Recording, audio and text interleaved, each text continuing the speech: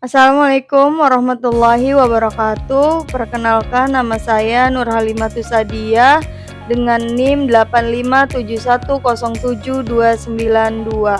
Prodi PGSD S1 Universitas Terbuka.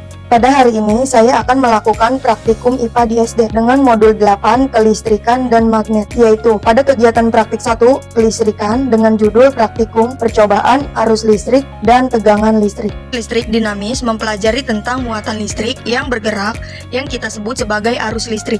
Arus listrik dalam suatu rangkaian dapat mengalir apabila kawat penghantar bersifat konduktor atau penghantar listrik yang baik. Sebaliknya, arus listrik tidak mungkin mengalir jika kawatnya bersifat isolator. Arus listrik ini mengalir karena adanya beda potensial atau tegangan, di mana alirannya bergerak dari potensial tinggi ke potensial rendah. Secara konvensional, arah arus listrik mengalir berlawanan arah dengan alir elektron. Menurut hukum Ohm, besarnya arus listrik dalam suatu rangkaian selalu berbanding lurus dengan besarnya tegangan listrik dan berbanding terbalik dengan besarnya hambatan. Tujuan percobaan: pertama, menjelaskan aliran arus dalam suatu rangkaian listrik. Kedua, menjelaskan pengaruh tegangan terhadap suatu rangkaian. Alat dan bahan yang digunakan adalah yang pertama, baterai, tali kabel, dan lampu. Untuk bahan uji, konduktor dan isolator ada sendok, kayu, kertas, tali rapia, uang logam, dan cincin emas.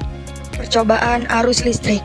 Langkah percobaan: hubungkan kabel pada kutub plus, kemudian tentukan semua jenis bahan yang telah disediakan tadi, apakah termasuk konduktor atau isolator.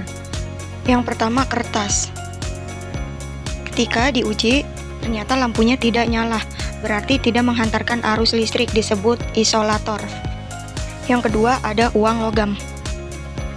Ketika diuji, ternyata menyala atau menghantarkan arus listrik, disebut konduktor. Yang ketiga, ada kayu.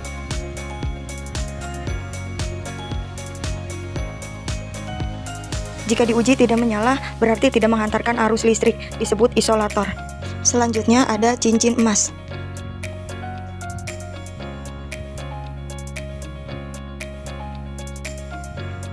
Ketika diuji, lampunya menyala dan menghantarkan arus listrik, disebut konduktor.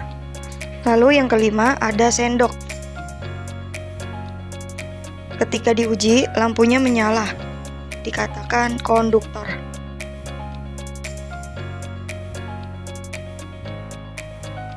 Di hasil percobaan, bahan yang termasuk konduktor yaitu uang logam, cincin emas, sendok, sedangkan kertas, kayu termasuk isolator. Yang kedua, percobaan tegangan listrik. Percobaan yang pertama, buatlah rangkaian seperti berikut. Sambungkan pada baterai, amati apakah lampunya menyala. Ternyata hasilnya lampunya tidak menyala karena kedua ujung kabelnya sama berada di muatan positif, sehingga tidak ada tegangan listrik. Percobaan kedua, tempelkan kutub baterai positif dan negatif. Amati hasilnya. Ternyata hasilnya lampu menyala, namun agak redup karena muatan listriknya tidak terlalu besar, hanya menggunakan satu baterai. Percobaan ketiga, tempelkan kutub baterai pada kutub positif dan negatif baterai.